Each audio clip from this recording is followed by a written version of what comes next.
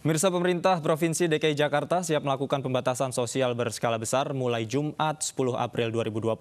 Sejumlah aspek telah diperhitungkan mulai dari pembatasan kegiatan di keramaian hingga aturan terkait transportasi masyarakat. Namun dipastikan penutupan akses jalan tidak akan dilakukan.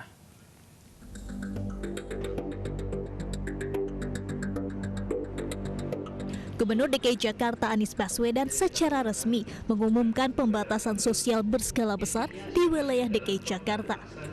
PSBB akan dimulai Jumat 10 April esok hari. Anies juga menyampaikan telah menyusun peraturan gubernur tentang PSBB dalam menanggulangi penyebaran COVID-19. Selain berkoordinasi dengan pemerintah pusat, Pemprov DKI juga berkoordinasi dengan wilayah yang berbatasan langsung dengan Jakarta, seperti Banten dan Jawa Barat.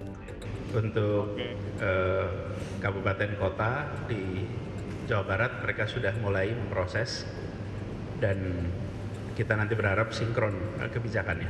Jadi PSBB ini akan berlaku hari Jumat tanggal 10 pukul 00 itu mulai berlakunya, dan nanti akan banyak patroli karena kita harus memastikan bahwa tidak ada kerumunan. Transportasi massal itu dikuranginya pada volume penumpang per kendaraan.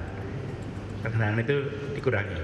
Jadi yang biasanya misalnya bis itu kapasitasnya 50 jadi 25. Gerbong yang kapasitasnya misalnya 100 dia jadi 50.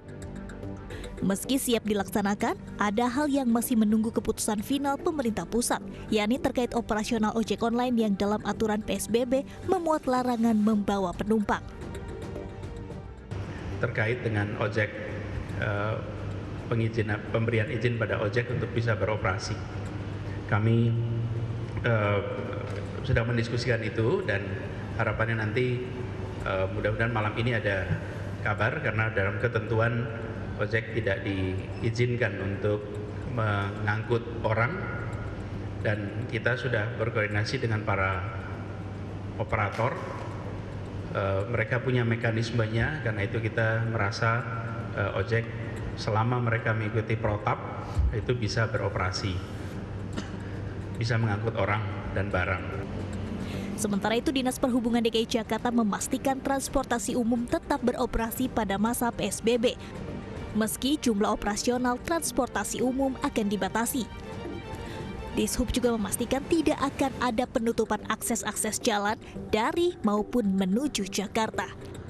Kami menghimbau kepada masyarakat untuk tetap tenang, karena pertama bahwa tidak akan ada penutupan jalan, tidak ada penutupan layanan transportasi, keseluruhnya berjalan kecuali ada pembatasan layanan dari sisi waktu. Yang tadi saya sebutkan bahwa layanan transportasi akan dimulai jam 6 sampai dengan jam 18. Petugas gabungan TNI Polri bertugas mengawasi jalannya PSBB.